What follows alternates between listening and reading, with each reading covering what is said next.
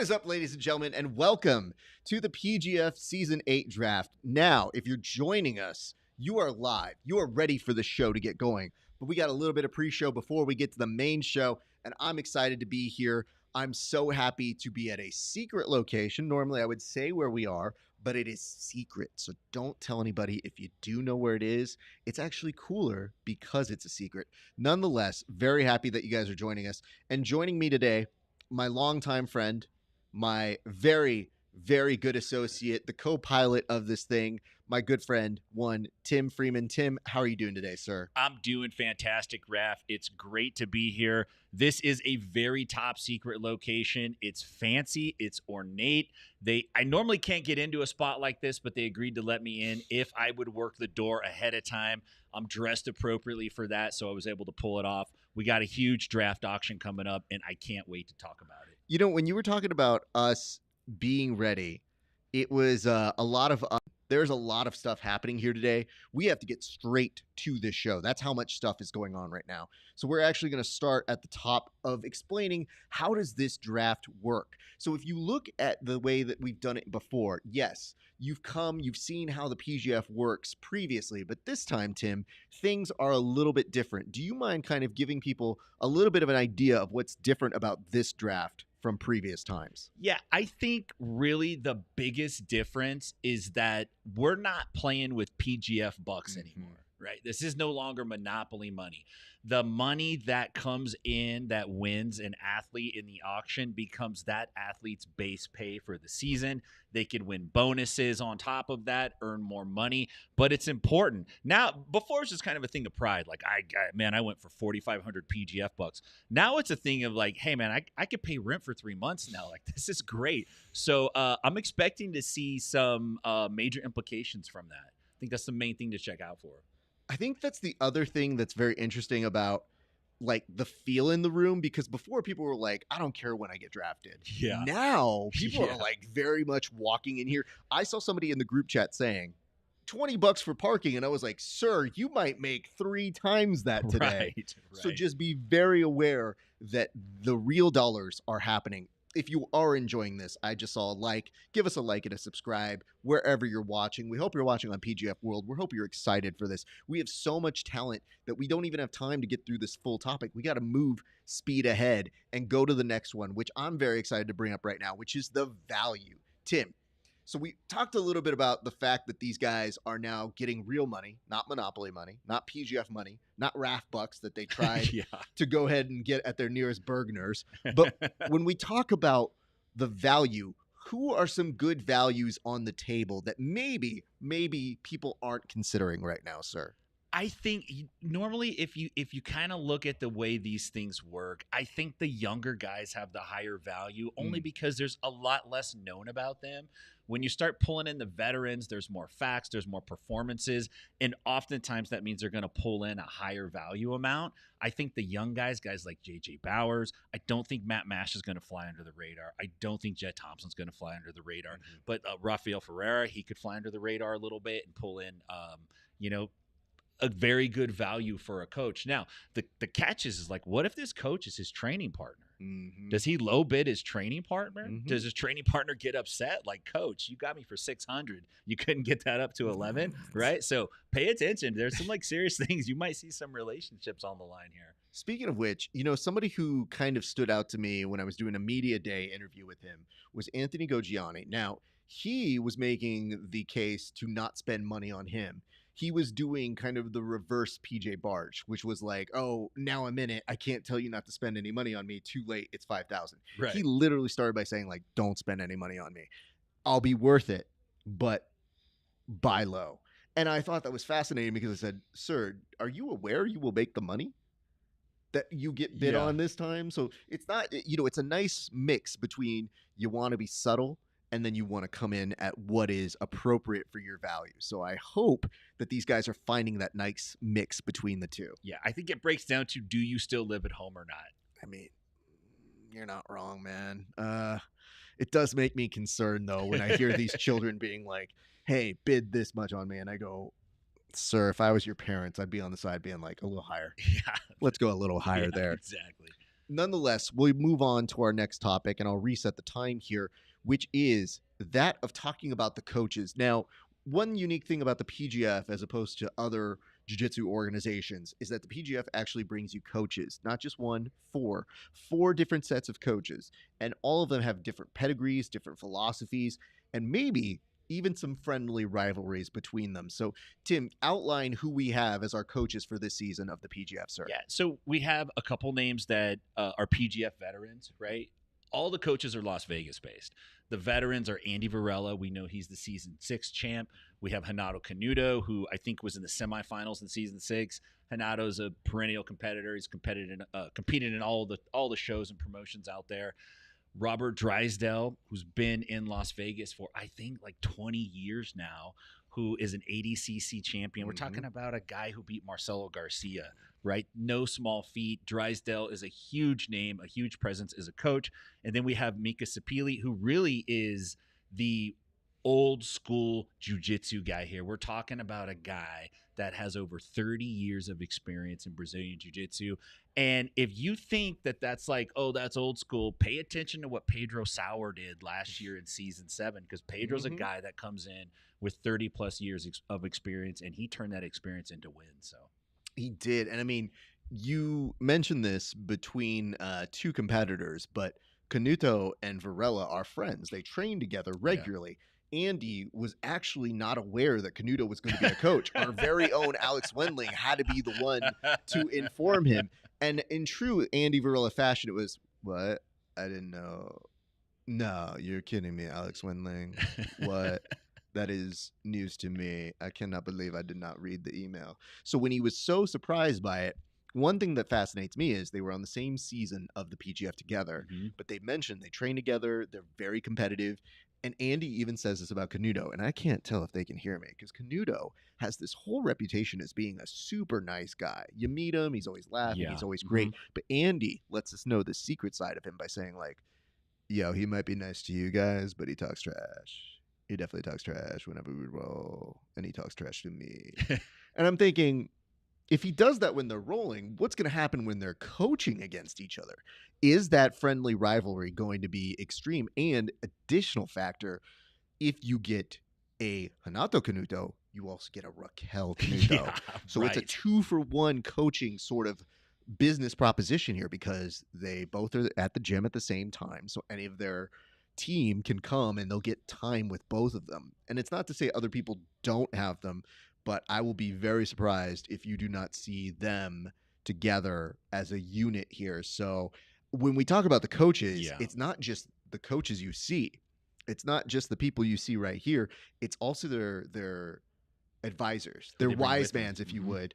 And Travis Thomas today is here helping the New Hope Kings, which, by the way, is the first franchise in jiu-jitsu history. So congratulations to the New Hope Kings. So you're going to be hearing a lot of that today. They have come in at $1 million. Wow. It is insane to say that for jiu-jitsu, but it brings me so much joy to be a part of something now where we're seeing our athletes get paid and the recognition that they deserve. So big shout out to New Hope, but watch for Travis Thomas today on the draft. He's here. And he's likely going to be making some big suggestions as a scout, Tim. Yeah, I knew something was up when he suited up. He's got like a real nice summer suit on. I don't think he picked that out himself. I'm just saying, I don't think he did. I saw him in his fanny pack and his shorts, and then he pulled a Clark Kent, jumped into the confessional booth thing over here. He told popped me out in the suit. He was like, "Hey, let's get a photo, but not before I'm suited up." And I said, yeah, "Sir, he's I proud, understand." Man. He's just like, "Hey, I'm dressing the part here today." And I thought, you know what? Good for you. So Travis, we look forward to seeing what sort of information you're giving out this way. We're going to move on to our next topic, which is this. It's wondering, how does this all work? So we went over the draft. We went over the fact that there is real money. We went over the coaches. But there are some things that do happen here. And I'll go ahead and take part of this one because there's a little bit of something that we want to make sure we're very clear about, which is that there is going to be an intermission. So obviously people are betting on the draft, and we have heard word that you actually are going to see the coaches bet on who gets to pick first. So that's going to be interesting. Each coach is given $15,000 worth to spend on their team. So you have to have a certain amount. So increments for adding a bid have to be at least $100 over, and you still have to have money in the bank for one last athlete. So we'll go over all these rules when we get to the main broadcast. But the thing that I think for you guys watching at home, that is the most important thing to take in mind is that there is an intermission. When we do that intermission, there is a chance that you may see a trade. If that is the case, you will see a little bit as we're running some commercials. You'll see a little bit later if there is a trade that happens. So I know sometimes you see a commercial go up and you go, no big deal. I'll come back when I come back. No. You may leave and use the restroom and come back and find somebody that seemed like a great steal for one team now on a completely other team. And that may happen. Last year, there was a little bit of a trade possibility, but it got shut down. So this year, you will be able to see that. In addition to that, you're going to see episodes of the Grapplers documentary happening in real time. Normally, you see it all the way at the end of the season. This year, you see it week to week. So now that we have this new schedule that we are doing for the PGF, there is a lot to keep in mind how this all plays out. The last thing I want to go over is, yes, how does this all work? When we're done here in a week's time, you will see the schedule go up for everybody competing. Why is that important? In years past, if you were on one of these teams, you went up against 12 other people. And you think to yourself, well, wouldn't that be 15 matches if you went up against everybody from a different team? So if you were to go up against everybody who wasn't on your team, that would be 15 matches. You're seeing that this year. Everybody fights somebody who is not on their team. So keep that in mind as you're watching these. So when you see that schedule go up next week, that is going to be a huge thing, because now all you have to do by process of elimination is say who's not on their team. You're going to see them have a match. And I think that is going to change the dynamic of how you either play fantasy booking yourself, because you still got time to do that, or if you see matches that you really are excited about between these young competitors. So keep that in mind as we do it. And I was able to do that all in a short amount of time. So I'm glad I'm able to give you those updates. But let's keep moving here. I want to make sure that we go to our next topic, Tim, as we fly through all of these different sections and thoughts. But one thing I was very excited to talk with you about is, yes, the schedule. How does this all work for the schedule as well? So just to let people know, when do we come back? Like when we sign off here today, what happens next, Tim? So, when we sign off and the draft is done, we are coming back on July 25th, I believe, for the first day of the first season, or season 8, right? So we'll have a set of matches on that day, and then it will be following 1 week at a time until the culmination. Let's go down those dates right now. Those dates are going to be, and get ready for this, guys. Our schedule is going to start July 23rd. So on July 23rd, that is the beginning of the season. So when we're done here, we get straight to work. So you need to clear your Wednesday nights. And if you really, really want to clear some of your schedule here, clear your Tuesdays while you're at it. Because your boys here at the Bullpen will be giving you all the information that we can. This season is a little different. Normally we were here for a week-long format. Now it's stretched out for about a 5-week period plus a playoff. So what we're telling you guys is make time on Tuesdays to catch up with us early in the mornings and our good friend Kevin Sherrill. And then Fridays you'll be able to catch our show that we're going to do that's talking about the larger world of grappling and jiu-jitsu. And believe me, there's stuff happening tonight elsewhere that is very important, but we don't even have the time for that. So sorry. We have a lot going on. We have $1 million people out here. We can't spare the time right now, but we hope they do well. So big shout out to Keith, and cannot wait for Varela and Tackett, who, by the way, one of our coaches here. Nonetheless, right now I wanted to shoot this over to you, Tim. What is it that we can expect here? What are the unexpected things that you are predicting might take place here today, sir? Well, I don't know if this is unexpected, but I definitely think the fact that all the coaches are from Las Vegas and many of the athletes are from Las Vegas, I think it's going to have big implications on coaches picking their students, picking their training partners, picking their friends. I think we're going to see a lot of that because that's how we roll. That's how the jiu-jitsu crowd rolls. You're going to probably see that really play a factor. The question is, do you have enough money to make it happen? And pay attention to the age grouping. There is a group of veterans in here who are 30 plus, and there's a group of young guns, and then there's kind of a little slush fund in the middle. But those two extreme ends, I think, are going to be the ones battling it out. Pay attention to who's dressed well. Pay attention to who speaks well. Got a lot of good stuff. Like Raph said, the things that happen off the camera, that's where the real juice is, and we're going to try to bring all that to you the best that we can. Speaking of which, I think there's no better way to segment and transition into that segment than by talking about our little thing called chat. So sometimes Tim's like, what does that mean? Like when we put up board topics, if I do the board, he's like, there's one, I don't know what it is. Sometimes when he does the board, he's like, there's one, what is that, Tim? In case you don't know, the group chat has been very lively. They just added me yesterday. And I don't know if you've been added yet, Tim. The competitor group chat. Yes. Yeah, I got you. And what's been happening there, just to fill you in, obviously, these guys seem tough. They're very durable and resilient. But there's talk about Pokemon in there. Yeah. And people trying to ask, let's get some money, like, give me money for Pokemon. But why would they be asking for money, Tim? Well, I don't know. Apparently, a lot of these guys need money for Pokemons. Sure. They're all trying to flex in their own interesting way, and it's a much younger crowd, so the flex is quite different. When you bust a Pokemon out, it's like, what is this, right? But these guys kind of come from a new generation, and they're looking to make a big splash. But look, man, you got to try to get more than $200.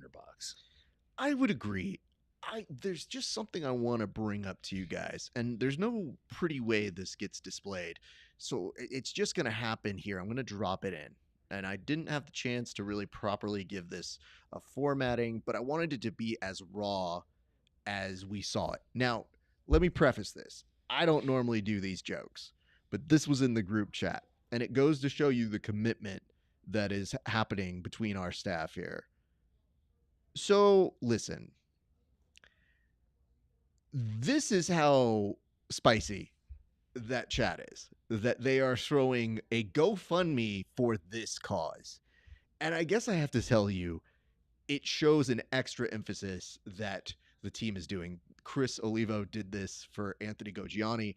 I think they're in a race for biggest heel. So if this is what's happening behind the scenes, I think you can only imagine. Let me get this off screen because I think Anthony's his student, right? I mean, or something like that. No, coach I don't think so. I think that Chris is he's having a lot of fun. And if you wonder why there's going to be some incredible rivalries coming up, that will be part of it.